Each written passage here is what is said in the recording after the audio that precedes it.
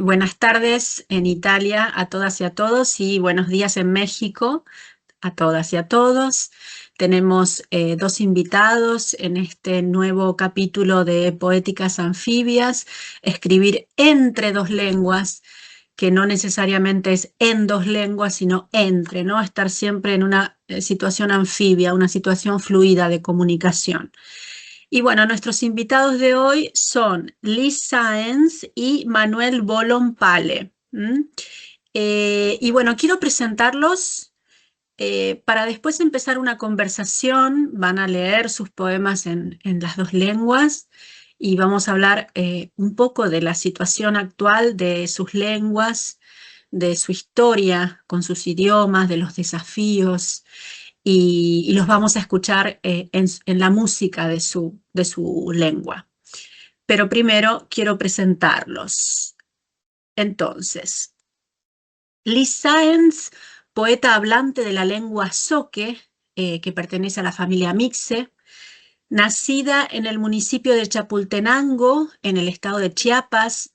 Es una de las autoras incluidas en la antología Zunún, Los sueños del colibrí, que es esta, que la traje de Chiapas en septiembre del año pasado, que fue publicada con el apoyo del programa PAMSIC de apoyo a culturas municipales y comunitarias del Gobierno de México. Fue becaria del Fondo Nacional para la Cultura y las Artes, FONCA Coneculta, y sé que tiene otras obras. Creo que ha publicado otras obras después de nuestro encuentro en Chiapas, y bueno, de eso voy a hablar después con Liz. Le voy a preguntar más detalles sobre el resto de sus libros, porque me pareció ver por ahí en redes que había salido algo más últimamente. Manuel Bolón es investigador y poeta maya tzotzil, premio de ensayo y de poesía indígena PAN-OTAN, organizados por el Centro Estatal de Lenguas, Arte y Literatura Indígena, CELALI. Publicó La pérdida de rol y estatus del anciano indígena, Vocabulario de la lengua tzotzil, Saberes y conocimientos tzotziles en la educación intercultural. Es coordinador y docente del Departamento de Vinculación a la Comunidad y Servicio Social de la Universidad Intercultural de Chiapas y pertenece al cuerpo académico de Género e Interculturalidad. Bueno, tengo un libro suyo también que traje el año pasado de Chiapas, Fiesta de la Chicharra, un discurso ceremonial para matrimonio, y este libro recibió el premio Nezahualcóyotl de literatura en lenguas mexicanas. Bueno, perdón por mi pronunciación del náhuatl, pero bueno, ahora vamos a escuchar en su habla estos sonidos tan particulares y tan amplios, tan diversos, ¿no?, que existen en México y tan vivos. Así que bueno, les doy la bienvenida a los dos. En este momento no los veo. Veo las letras nada más. Ahí está Liz, acá estás Liz. A ver, Manuel, si andas por ahí.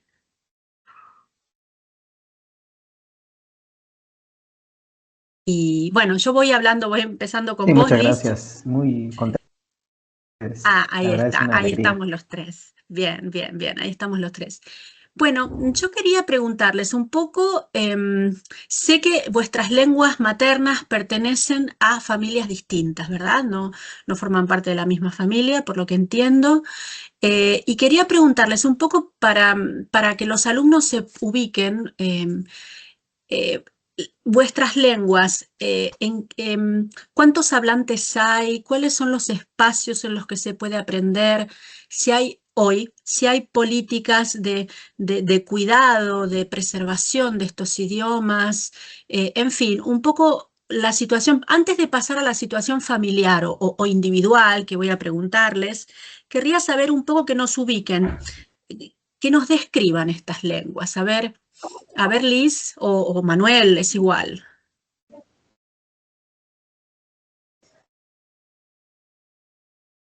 A ver, Manuel. Bueno, pues muchas gracias. Buenas tardes allá, buenos días acá. La verdad es un enorme gusto poder compartir con ustedes. Yo hablo tzotzil, lo voy a saludar en tzotzil para que lo que se expresa, digamos, en ese saludo. Yo patubila guantónica católica y te oyo ta alumil, tas lumal Italia, boyo lek ni konton León, tamelel ti ta kalal ta keltik ta skaitik ti competir lek muy basti konton.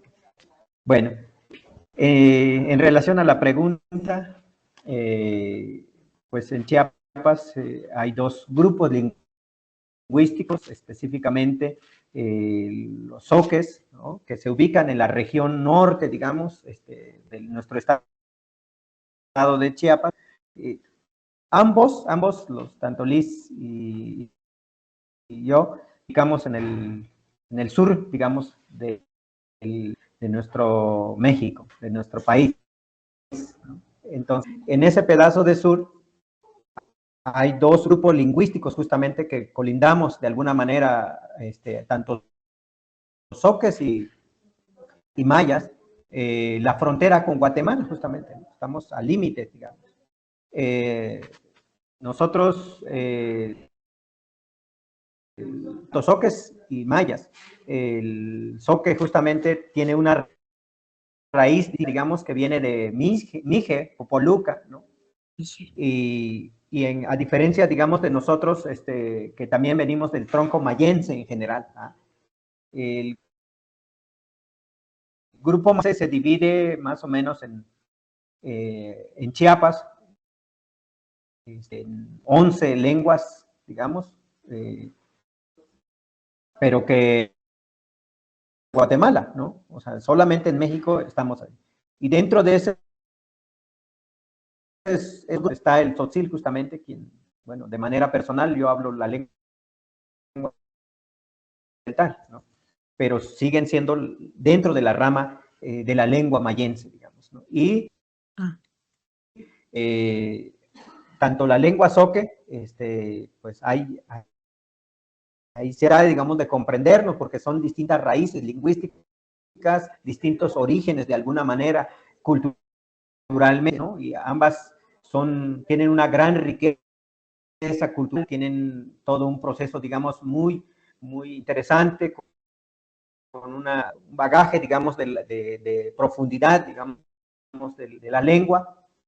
En realidad, el número exacto, digamos, de los hablantes mayenses y tampoco del zoque, ¿verdad? Pero que nuestro medio también de comunicación ha sido el castellano, ¿no? O sea, donde podemos comunicarnos, entendernos. En realidad, ambas digamos, culturas son una impresionante, digamos, del habla, ¿no? De los discursos, de las formas de ritualizar, de las formas de expresar, de las formas también de vivenciar,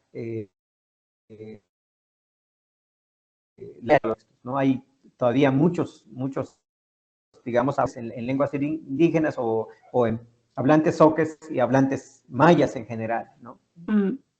Y, eso sería. Ahí a ver, Liz podría sí, complementarnos.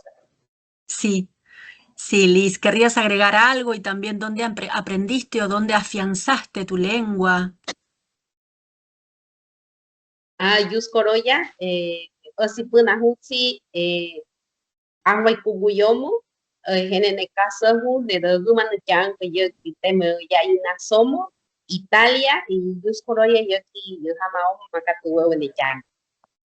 Buenos días a todos los asistentes a esta plática que tenemos. Pues muchas gracias, Marita, por esta invitación en la que podemos dialogar, sentir la palabra, bueno, desde aquí, desde nuestras propias lenguas, desde nuestra ancestralidad hacia allá donde están ustedes. Como bien lo decía Manuel, el zoque pertenece a otra familia, a otra raíz lingüística que tiene presencia en el sureste de México, en Oaxaca, en Veracruz, en Tabasco y pues Chiapas, ¿no? Y tiene en total como ocho variantes dialectales de la lengua, y aproximadamente hay entre 70,000 hablantes actualmente en las distintas variantes. La población zoque es muy dispersa, es decir, que no pasa con el grupo de los mayenses, que hay una región, digamos, que están como la mayoría de los tzotzíles o la mayoría de los celtales. En el caso de nosotros, no. Por ejemplo, hay un grupo lingüístico en Veracruz, hay otro en Oaxaca, y en Chiapas tenemos O sea, en lugares apartados, ¿no? Lugares bastante apartados entre sí. Sí, sí, sí. entre sí. Y en Chiapas, digamos, hay otra población también amplia. Y, por ejemplo, el centro de Chiapas, que es la capital, Tuxtla Gutiérrez, se autoescriben como zoques, aunque ya no hablan propiamente la lengua, pero culturalmente sí hay manifestaciones y expresiones de la cultura zoque. En el caso de Tuxtla Gutiérrez y el centro, digamos, de Chiapas, ¿no? Eh, eh, la última pregunta que hacías, pero todavía Sí, voy hacia allá. Eh, sí, sí, sí.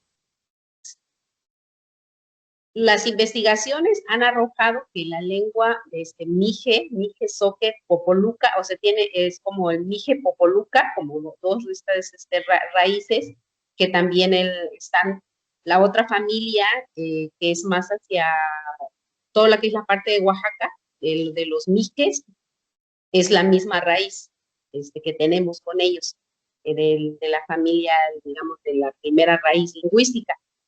Y las investigaciones han apuntado a que es como un derivado de la cultura olmeca, o ves, viene de la cultura olmeca, la lengua, o sea, que los olmecas hablaban, eh, pues, un tipo de zoque, ¿no?, antiguo. Y en la parte de Chiapas, que es el Soconusco, rumbo hacia Guatemala, allí está, entre la cultura mam y los zoque, hay vestigios en donde se habla de el puente que hubo, ¿no?, entre digamos, lo zoque, olmeca y lo maya. Y los vestigios o los referentes que han encontrado apuntan a que es mucho más antiguo, digamos, la cultura olmeca zoque, que lo maya. Eh, o sea, tuvo como su apogeo muchísimo antes y después hubo un desplazamiento. Entonces, por eso es que como la parte se dispersó toda esta parte de los hablantes, digamos, zoques. Y ya aquí más reciente, en la actualidad, pues yo nací en una comunidad totalmente zoque, yo aprendí la lengua, digamos, es mi primera lengua, mi familia se comunicaba en zoque, en toda la comunidad, el medio de comunicación era en la lengua zoque. Yo primero aprendí la lengua zoque y después el castellano o el español. Eh, pues cuando yo crecí, mi mamá era totalmente monolingüe, pero en zoque. Y mi hablaba un poco más, el español un poquito más, pero toda la comunicación era eso. Entonces, yo cuando entro a la escuela, ya en el proceso de escolarización, es que voy aprendiendo el español. Entonces, así fue como... Claro. O sea que, claro, la lengua materna que es, digamos, más temprana y luego la lengua de cultura o de alfabetización, pero a ver, de cultura me refiero más a escolarización, porque o sea, tu lengua es una lengua de cultura. Antes hablaba Manuel de los rituales y de toda la cultura asociada, ¿no?, a estas lenguas, pero como que es una lengua como superpuesta en ese sentido, ¿no? Y la parte de la alfabetización escrita en español, obviamente la empezaste en la escuela, ¿no? Durante la escolarización, no antes. No. Sí, así es. Todo eso, la alfabetización en español fue totalmente en la escuela. Aunque yo Claro. estudiaba en una escuela bilingüe, lo digo entre comillas, porque se supone que ahí en la escuela debería también como tener una escolarización en mi propia lengua. No ocurrió así con ese programa, digamos, que funcionó en México desde los años 40, 50, que eran las escuelas de educación bilingüe indígena. digamos, no cumplieron su función Mm, porque solamente castellanizaron, no mm, le dieron su lugar a la lengua de cada lugar, al idioma de cada lugar. Y es más, creo que contribuyeron como al desplazamiento, ¿no? Que la gente al entrar a la escuela, escolarizarse, alfabetizarse, dejaba de hablar su lengua. mm, Y mm, mm. más ha sido un asunto, ya en mi caso, y a lo mejor también va a coincidir Manuel en ese sentido, es que nosotros, de forma autodidacta, ya después, en el proceso, digamos, ya de resignificación, bueno, en mi caso, de resignificación, de una revalorización de mi propia cultura, es que yo decido aprender a escribir en mi lengua, ¿no? Para como un medio de expresión, como un medio también de reivindicar, ¿no? El valor que tiene mi propia lengua, pero esto ya es de manera consciente. Entonces ya Claro. el aprendizaje de la escritura en mi propia lengua, como para decir, en una escritura bilingüe, eso fue posterior. O sea, primero Es más una decisión política, o sea que tu lengua materna fue oral primero, oral. Después se pasó al código escrito con la lengua escolarizada, que sería la lengua superpuesta, tu segunda lengua, tu segunda lengua. Y luego pasaste al código escrito por voluntad propia de tu lengua materna, o sea, este sería el proceso más o menos, ¿verdad? ¿Qué sí, fue durante así, la adolescencia o cuando adulta temprana, ¿verdad? ajá, Más o menos. sí, Ajá, caso adulta temprana. Sí adulta tenía temprana. materiales escritos de forma bilingüe que el INI, que es el Instituto Nacional Indigenista en México, que en esos años todavía el INCELADI estaba como de reciente formación, Mm, eh, yo encontraba materiales y me llamaba mucho la atención, pero no podía como comprenderlos porque realmente yo no entendía los códigos escritos ahí. Aunque hay un préstamo del alfabeto latino, sin embargo, no era posible comprenderlos. Pero claro. como dices, de adulta temprana, entonces sí ya me incliné a aprender, ¿no? Me acerqué a personas que ya tenían, digamos, una trayectoria de mi propia cultura, que en la escritura, y ellos me enseñaron, ¿no? O sea, una especie ahí también como de solidaridad también entre propios Mm. hablantes para compartir este conocimiento de la escritura. Claro, y preservarlo también. Manuel, en tu caso, ¿cómo fue? Es decir, ¿cómo fue que afianzaste tu lengua materna? Imagino que también por la familia, ¿verdad? Inmersión en la familia. Después, ¿cómo fue tu paso, tu proceso de escolarización en español y tu regreso al código escrito de tu propia lengua? Si es un camino parecido al de Liz o si hay alguna diferencia o algo que quieras aportar, comentar de tu historia, de tu Claro. biografía lingüística. Sí, bueno, creo que hay una similitud de cierta manera, digamos, de lo que los pueblos originarios vivimos, enfrentamos, cuando emigramos de alguna manera, salimos de nuestros espacios geográficos, territoriales, la casa, digamos, emigramos hacia otro contexto, siempre enfrentamos situaciones un tanto complejas, ¿no? Cuando salí de mi casa, yo a los 12 años más o menos, para ingresar a la escuela, digamos, secundaria, pues yo no sabía hablar español, ¿no? O sea, lo único que hablaba era tzotzil, justamente, ¿no? Pero en algunos escritos míos he tenido la oportunidad de ir también manifestando esto, como dejar constancia de alguna manera para no olvidarme este proceso, digamos, vivencial de, de que yo no le entendía a mis maestros lo que explicaban en español, ¿no? O sea, porque no comprendían, ¿no? Y literalmente, lo he dicho, que no entendía al grado de que yo no sé cómo pasé la secundaria, ¿no? O sea, no, yo la verdad, no entiendo, pues, ¿no?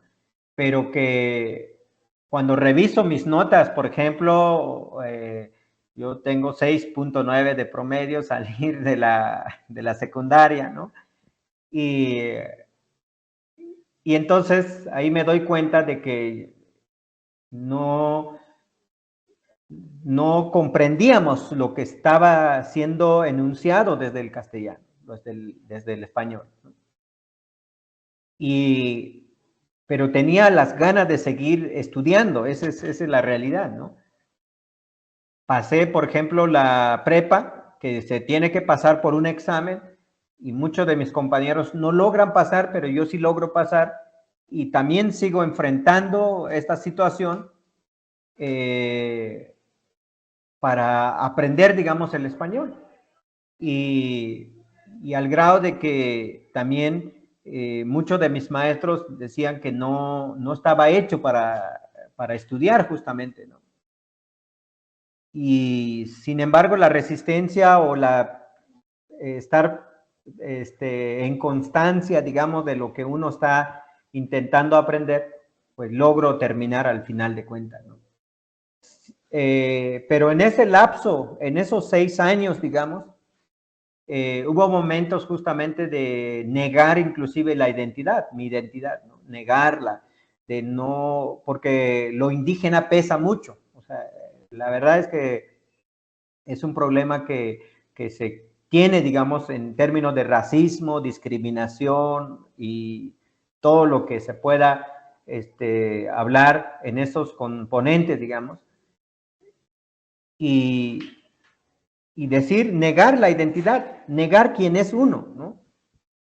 Pero insisto que la persistencia de seguir estudiando me llevó a continuar en la universidad, y ahí es cuando me enfrento con la situación de la comprensión de la literatura, justamente, ¿no? De la lectura seria, digamos, ¿no?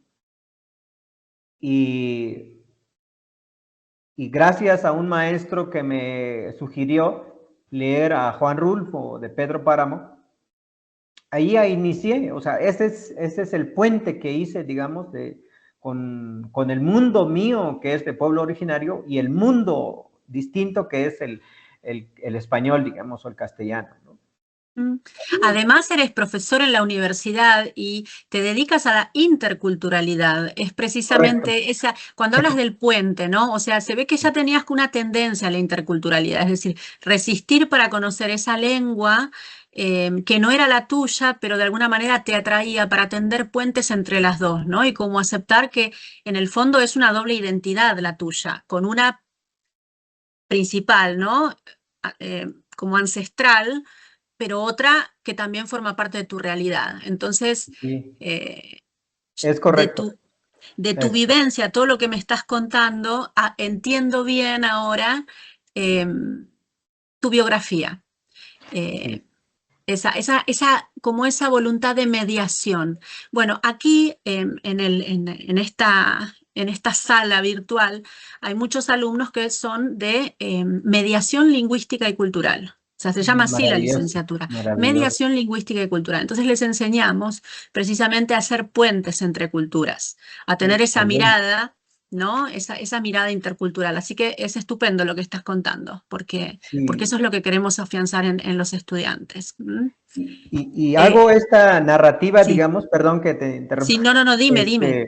hago este recorrido, digamos, y, y justamente este maestro al dar, digamos, al proporcionarme esta idea de leer justamente un texto maravilloso de Juan Rulfo, ingresé a la lectura sin descanso, ¿no?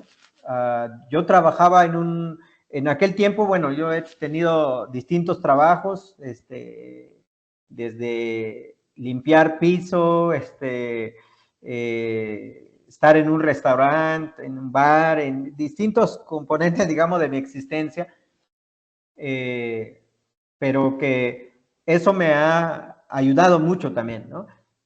Y creo que a partir, digamos, de entender que tenía mucha relevancia leer, empecé a profundizar, digamos, a la lectura justamente con Nietzsche, con Heidegger, con Franz Bretano, múltiples, digamos, filósofos, ¿no? Y psicólogos, en este caso, Carl Gustav Jung, Fromm, y etcétera, ¿no? O sea, pensadores, Castoriadis y etcétera, pensadores que estaban duro con la idea, digamos, que gravita en el pensamiento del ser humano, culturalmente, ¿no? Y lingüísticamente también. Y ahí llegó un momento, digamos, de ir a visitar donde estaba el espacio territorial de narrativa de Juan Rulfo, ¿no? O sea, Pedro Páramo, donde es ir a Comala justamente, ¿no? Viajé para allá para recorrer y como siempre lo he sostenido, no encontré, mucha gente desconoce en su propio lugar dónde está eso, ¿no? Entonces, ahí me di cuenta la creatividad del ser humano, la posibilidad, digamos, de avanzar hacia otro contexto mucho más potente, mucho más relevante e importante, ¿no? Y a partir de ahí, algunos de mis maestros, entonces, se dan cuenta este puente que se dice y me regresan a mi comunidad, ¿no? Regresan. Y justamente regreso para hacer mi servicio social a mi propia comunidad, ¿no? Logro avanzar, digamos, en el diálogo, en las asambleas, en las reuniones, con los habitantes, ¿no? Y esa conexión me volvió a abrir otro horizonte distinto, digamos, de entender la vida, la visión del mundo, pero también la importancia de mi lengua, ¿no? Ahí cambió radicalmente mi manera de entender mi realidad, mis escritos, ¿no? Y eso para mí sigue siendo un lugar muy importante, ¿no? Esa conexión, ambos. Y hoy en día puedo libremente escribir en español, así como libremente escribir en tzotzil, sin ningún problema, sin ninguna dificultad. Desde luego que la lengua tzotzil, como es una lengua, como hace rato decía Liz, es oral. O sea, no tenemos biblioteca, no tenemos grandes libros, ¿no? Apenas empiezan nuevas generaciones fuertemente, digamos, a reflexionar, a analizar, a pensar seriamente lo que implica hablar, lo que implica construir un tipo de conocimiento desde nuestras lenguas, ¿no? Desde nuestra cultura, hoy en día, ¿no? Y eso, la verdad, es muy importante, ¿no? Muy relevante, digamos, entender estas dos visiones del mundo, estas dos visiones, digamos, de la realidad, desde el castellano o español o desde la lengua tzotzil o mayense, digamos, y ambos hoy en día me acompañan de alguna manera, ¿no? Hoy en día me ayudan a pensar, me ayudan a entender, a organizar mis ideas justamente, ¿no? Y de hecho, quería pasar un poco a la escritura, porque primero quería preguntarles a los dos, imagino que primero habrán sido pensados o escritos en lengua materna, ¿no? Pero después han sido traducidos estos textos, autotraducidos, ¿verdad? En castellano, o bueno, que me digan, porque quizás que es otra de las cosas que me dicen mucho los bilingües, es que piensan en las dos lenguas, cuando llegan a ese nivel de compenetración con las dos lenguas, piensan en las dos, escriben en las dos a la vez, es decir, cómo son los procesos de escritura.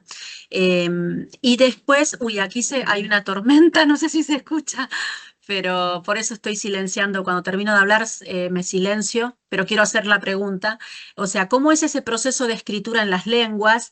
Y si recuerdan algún ejemplo, algún caso en que haya sido particularmente difícil traducir algo, ¿no? Alguna cuestión ritual, cultural, algún elemento de la naturaleza, ¿no? ¿Qué desafíos hay a la hora de escribir, de traducir a la otra lengua o de buscar las equivalencias entre una lengua y otra? A ver, no sé, Liz, si quieres continuar, Liz o Manuel, yo me silencio por esta tormenta que está aquí. Adelante, Liz. Así, gracias. Em, en mi caso, pues ha sido un proceso de dos raíces, bueno, se convierten como en dos raíces, ¿no?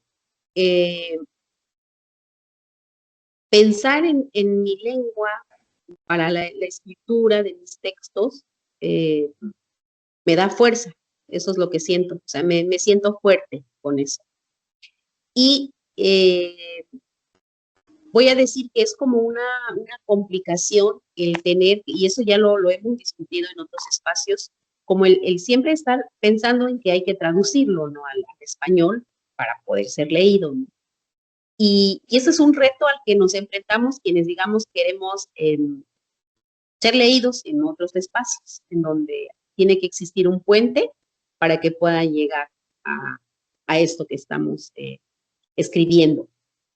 Y entonces se da justamente esto, en mi caso, como estos dos espacios en los que me toca caminar, tanto como en el español y en, en, la, en mi lengua materna. Y entonces pienso en mi lengua materna y pienso en español. Y cómo sería, y en este juego de cómo es, ¿no? Si lo digo desde el español, cambia. Y si ya está escrito en mi lengua e intento traducirlo de forma literal, cambia. Entonces se convierte en una suerte de variantes, como de versiones, más bien. Como una reescritura, como una especie de reescritura, ¿verdad? Versiones de un texto. Y no esta idea de la traducción como tal, ¿no? Sino que hay una aproximación de conceptos, del pensamiento, que no sería posible hacerlo llegar al castellano, al español. Y un ejemplo que quiero poner tiene que ver con Nasacoba. Para nosotros, Nasacoba se puede decir que es como en el acercamiento a la tierra, pero no como más allá de lo que es la tierra, ¿no? Como el elemento, sino toda la relación simbólica que hay al nombrar a la tierra, a la madre tierra, la relación que hay en la madre tierra, del origen, el sostén, el cuidado y todo lo que esto sí implica. Pero yo cuando lo paso al español, lo digo como tierra, y entonces no suena lo mismo, no suena igual. Entonces ahí no llega, eso se vuelve como un intraducible, porque entonces yo digo Exacto. tierra, pero no es esa tierra de la que quiero hablar. Cuando digo porque se pierde como lo vincular, de lo que estoy entendiendo, falta lo vincular, ¿verdad? La visión así más es. holística y vincular, sí, sí, no es lo mismo, exacto. Entonces cuando yo digo, yo sé que cuando digo tierra en español, no es eso lo que, pero en mi lengua lo digo como Nazar. Y entonces tiene toda una red, la palabra, una profundidad, una conexión, la palabra. Entonces eso es lo que, digamos, yo pongo en el ejemplo, y así hay como muchos elementos, conceptos que se vuelven intraducibles, que no hay modo de hacerlos llegar, siendo como una aproximación, un acercamiento a eso que se quiere decir, ¿no? Porque en español, casi sigo con el ejemplo, la tierra tiene otras implicaciones. Entonces se entiende de otro modo. Sería la parte de mi comentario. Manuel, ¿algo que quieras añadir? Bueno, yo creo que la lengua siempre es muy compleja, ¿no? Hay palabras o emociones inclusive que es imposible traducirlas, ¿no? Y que coincido con Liz en cuanto a que los poemas, lo que se escribe en lengua tzotzil o en zoque, por ejemplo, están en zoque, ¿no? O sea, está el poesía en zoque.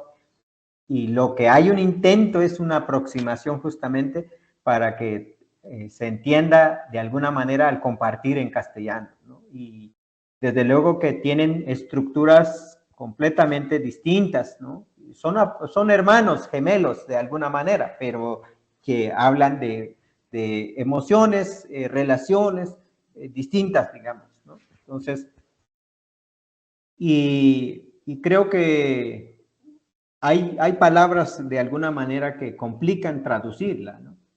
El componente de comunidad, por ejemplo, ¿no? Comunidad. Y pareciera muy sencillo hablar de comunidad, ¿eh?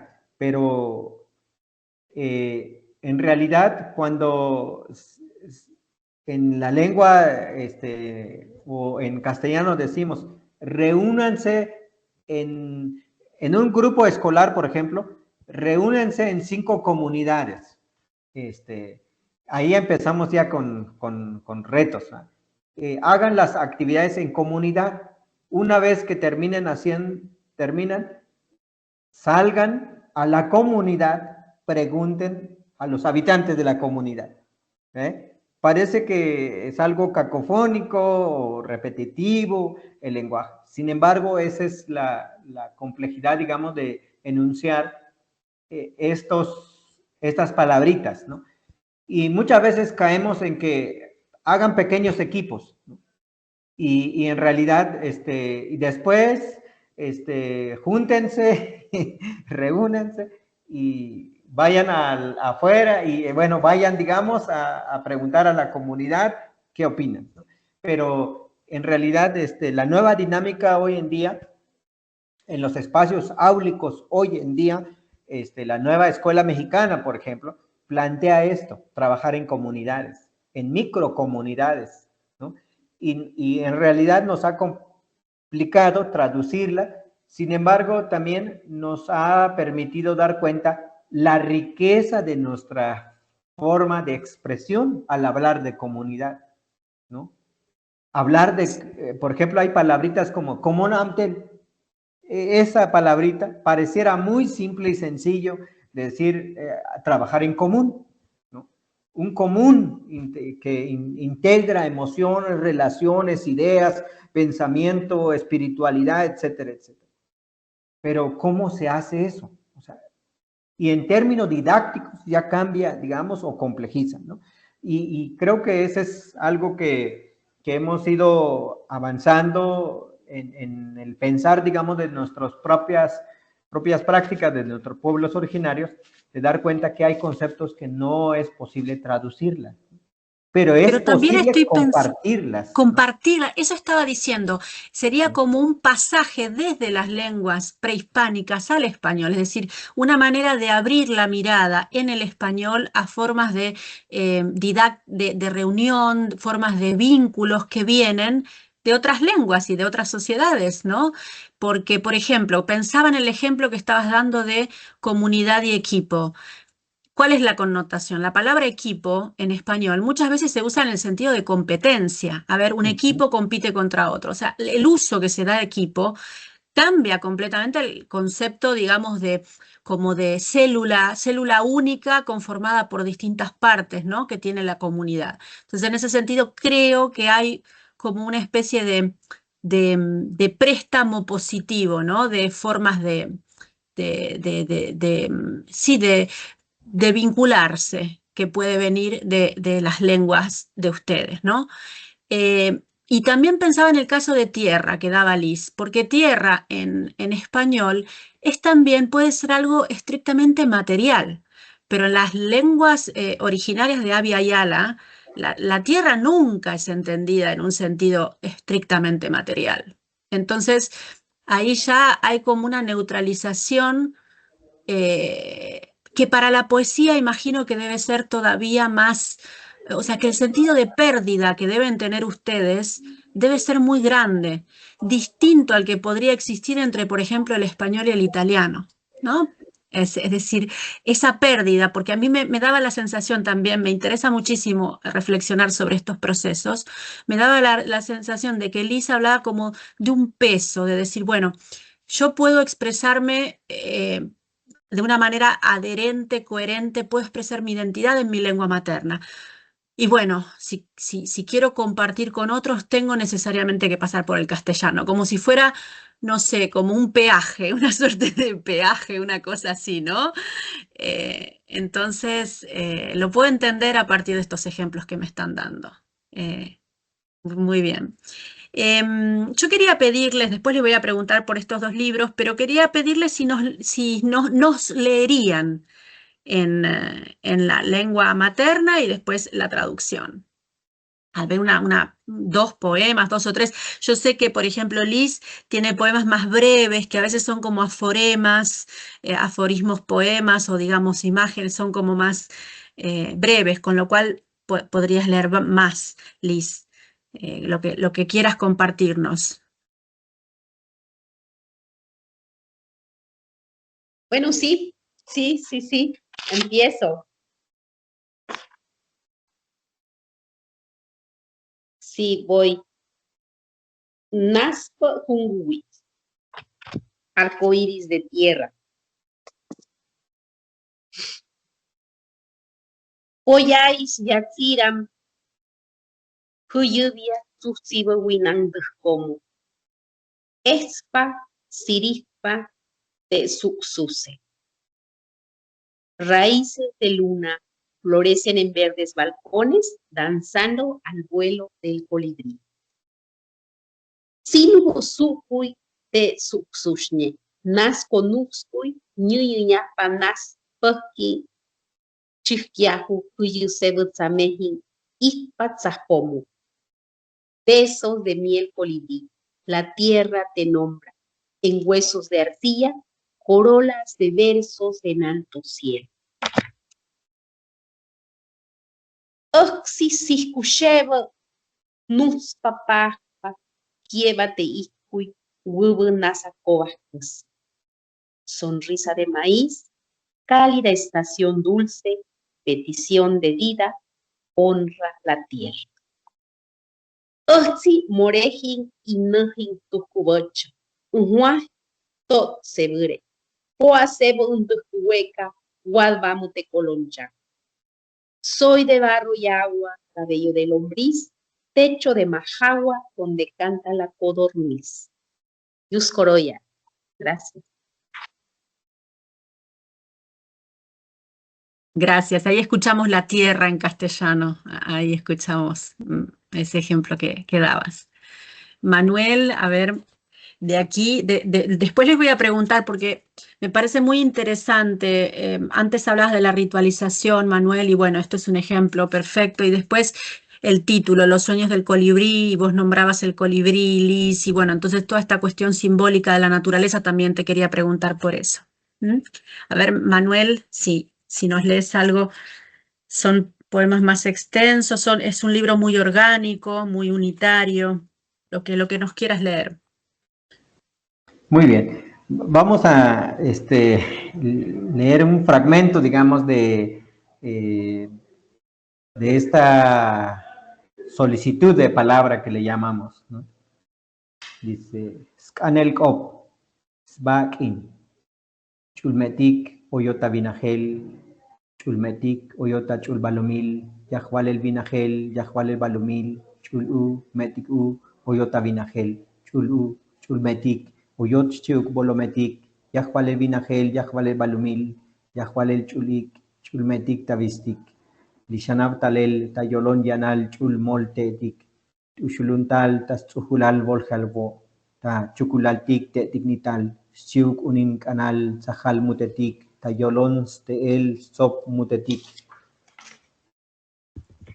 Chviltal, Tasbonilok Emkakal, Kuchel Sahal, Skeval, Smekok, Takobal, Batukshata Tohol Tikope, Tayolon Muktikil, Te Siuk Nichimal Ahwalil, Unen Kanaletik, Sutub Aketik, Chajeteluk Umetik, Chajetel Yanalteetik, Tayutil Yikal Konton Talkelot, Talkia Ba, Talkoponot, Yun Chahashpun Tuhumal Kopetik, Akos Pak Asba Tahnuk Tisfok Yanalteetike, Agok Atpuhuk Tasnichimal Ahwalil Tikoke, Siuk Tikope, Akok Otuk Uchel Snukilal Balun Okes.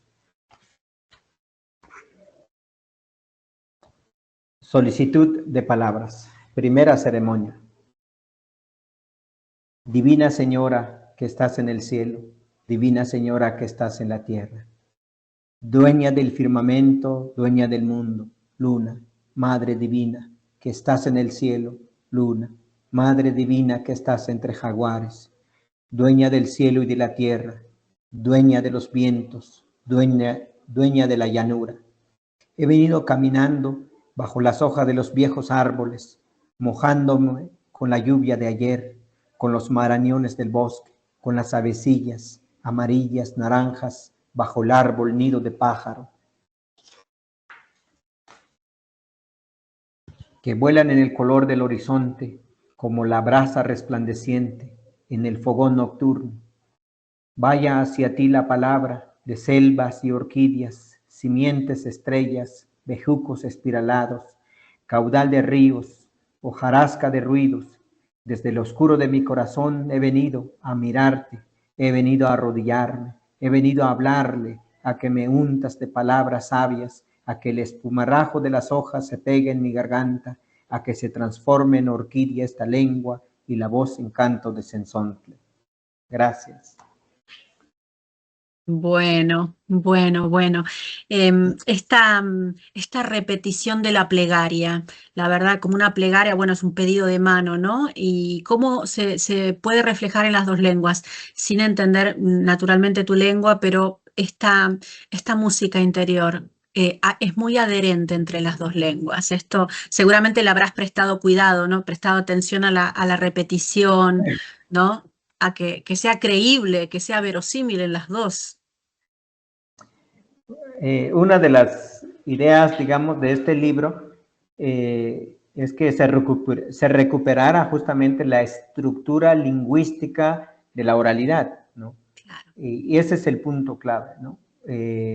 Porque muchas veces escribimos poesía, pero nuestros propios pueblos no llegan a interiorizar el contenido de lo que se está compartiendo, ¿no? Y la idea de escribir de esta manera es justamente reactualizar o actualizar las maneras simbólicas, espirituales, digamos, ceremoniales de un pueblo, ¿no? Y esta ¿Y por es, qué fiesta de la chicharra? De hecho, te quería preguntar por la fiesta de la chicharra. bueno, justamente estas fechas es cuando emergen, digamos, estas chicharras, ¿no? Y estos insectos, bueno, es un insecto, la chicharra es un insecto, Sí, y que más o menos les lleva buen rato durmiendo bajo la tierra, unos 18 a 20 años, ¿no? Entonces lleva un buen rato, ¿no? O sea, es decir, en nuestra existencia, si viviéramos 100 años, tenemos la oportunidad de ver nacer 5 generaciones, ¿no? Lo que indica que las chicharras que vemos cada año vienen de generaciones mucho más atrás, ¿no? Entonces, ahí está lo complicado, ¿no? Y desde luego que en el libro está plagado de plantas, está plagado de ciertas bromelias que son únicos y que a base de investigación hemos detectado de que tardan 25 años en crecer, en germinar, en florecer, para que pueda haber otras generaciones. Entonces, en realidad este libro fue, es un libro habitante de la montaña, podríamos ser, porque es mucho de lo que se habla, de las flores, de las plantas y de la naturaleza, ¿no? De los bosques inclusive, ¿no? De las cuevas, ¿no? Y por eso la chicharra, en el momento de su canto, es una petición que está haciendo, ¿no? Es una petición que intenta hacer, desde luego que biológicamente lo que se está, digamos, manifestando la chicharra es el apareamiento, ¿no? Porque canta para atraer a la hembra, justamente. Entonces, porque solo tienen un cierto tiempo para vivir, ¿no? Antes de volver a regresar, para volver a ser ninfas, digamos, volver a encapsularse, ¿no? Entonces, y evolucionar con todo eso, ¿no? Y hay como un paralelismo, ¿no? con el hombre en este sentido, ¿no? De alguna manera, pues el ser humano siempre ha estado viviendo en la tierra, pidiendo ruegos, pidiendo solicitudes, pidiendo ritualidades para la siembra, para la cosecha, para la vida, ¿no?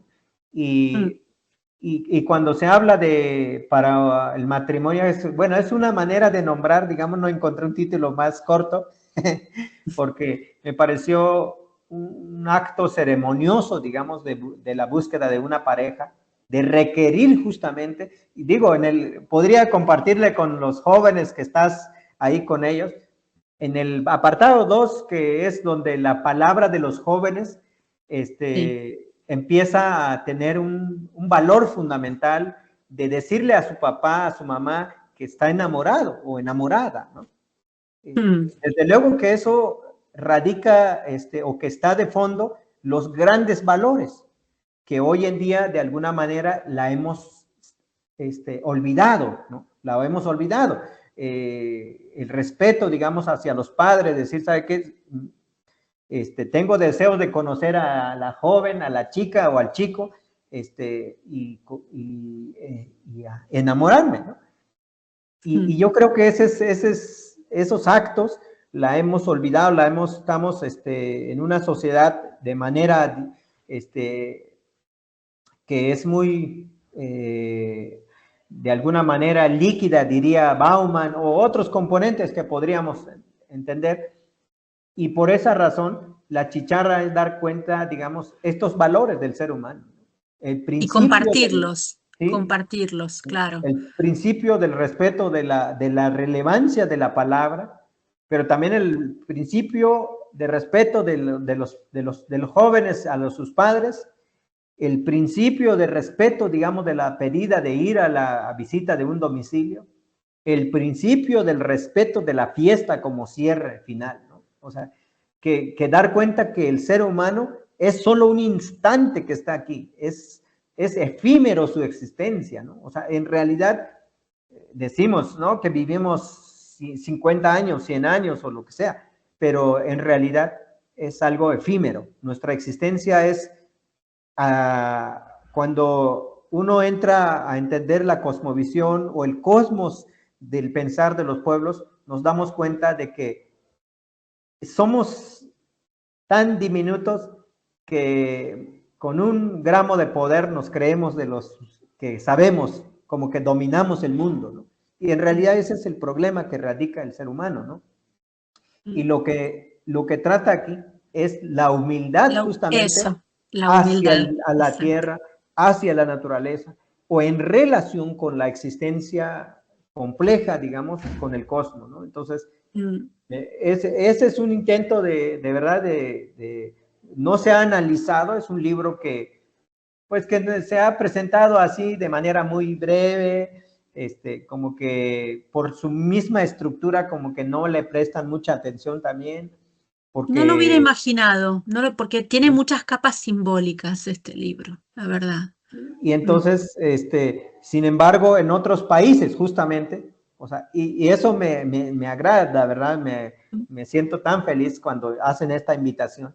Sí. Otros países, por ejemplo, recientemente en Chile, están haciendo tesis doctorales, ¿no? O sea, uno dice, ¿cómo?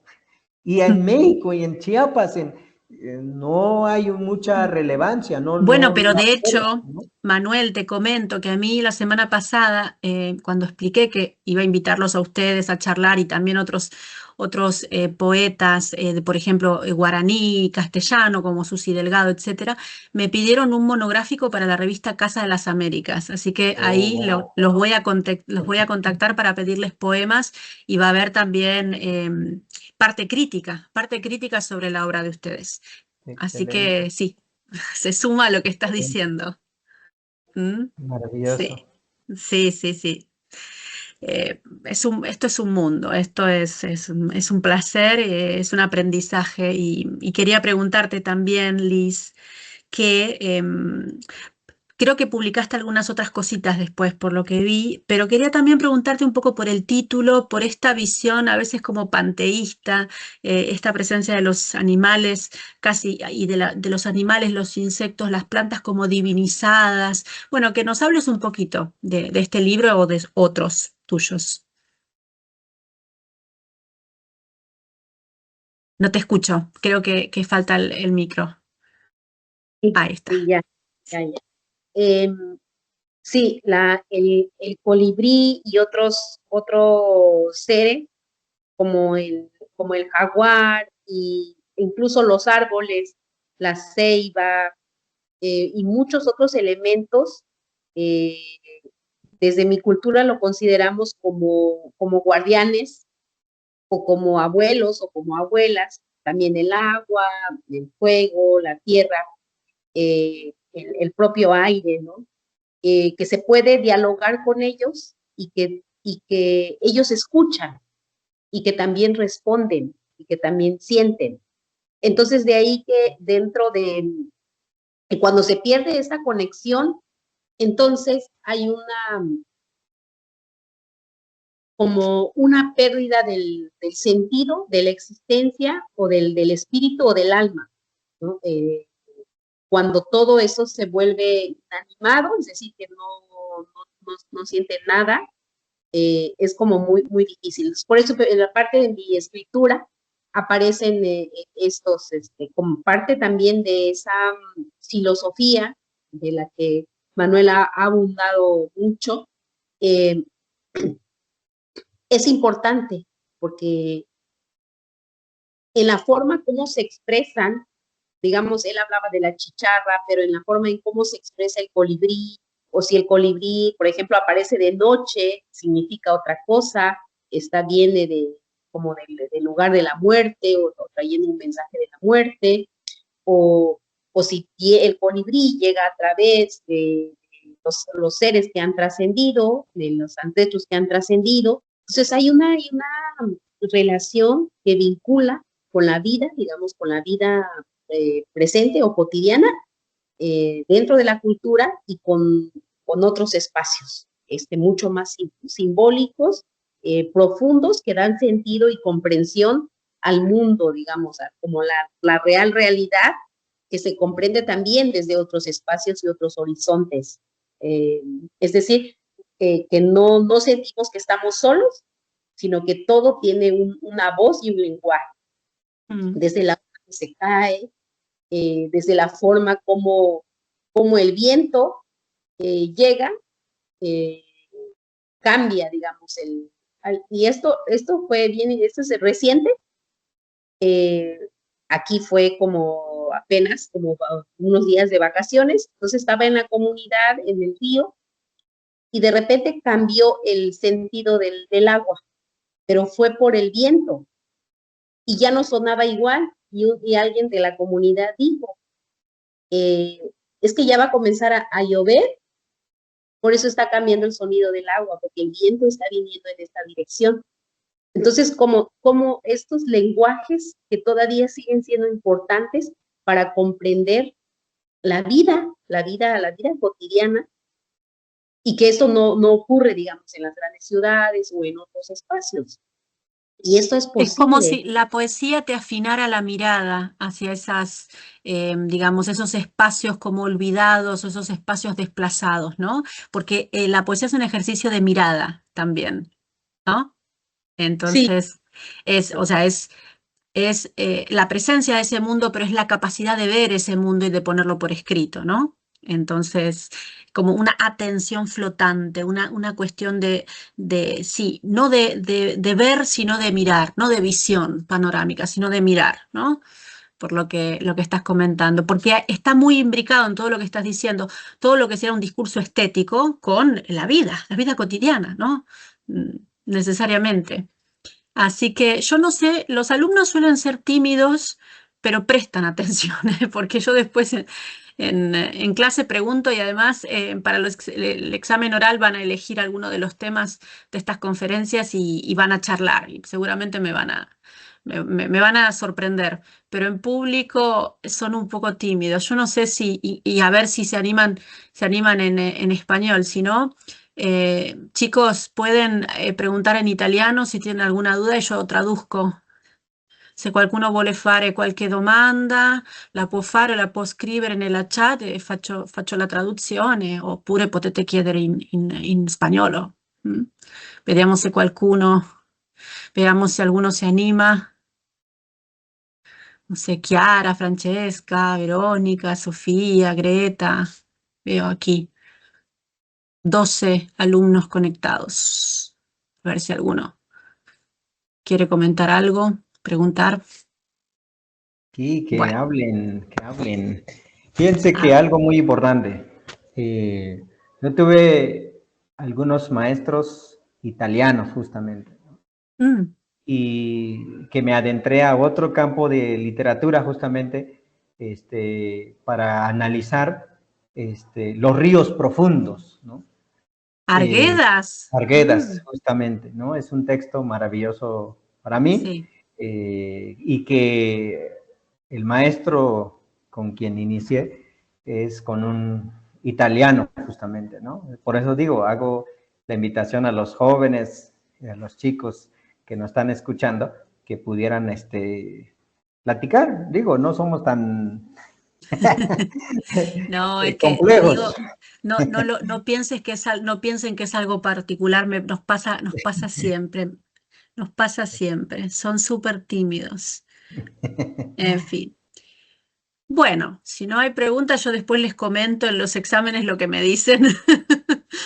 En junio, cuando tenemos los exámenes orales, me van a empezar ahí a alargar todo el discurso y todo lo que piensan y lo que, en fin, pero sí, son tímidos. Es una pena esto. Bueno, Liz, Manuel, yo les quiero agradecer muchísimo la presencia, este diálogo y bueno, lo que continúe desde aquí. Y bueno, esto después lo voy a cargar, o sea, lo voy a mandar para subir a la página de la universidad, así si quieren compartirlo, yo lo voy a compartir también. Y bueno, seguimos conversando. ¿Mm? Muchísimas gracias. No, pues a usted por la invitación, a todos los jóvenes que nos hicieron, digamos, honraron con su escucha. Yo estoy muy agradecido. Gracias, Liz, por también acompañar. Muy, muy contento y un abrazo desde San Cristóbal de las Casas, Chiapas, México. Y recordamos a Chari Gumeta también, que fue Y a la Chari. maestra que nos unió en esta aventura. Es correcto. Muchas gracias, Maritza. Gracias, que tengan un buen Abrazos. día. Chao, chao. Abrazo grande.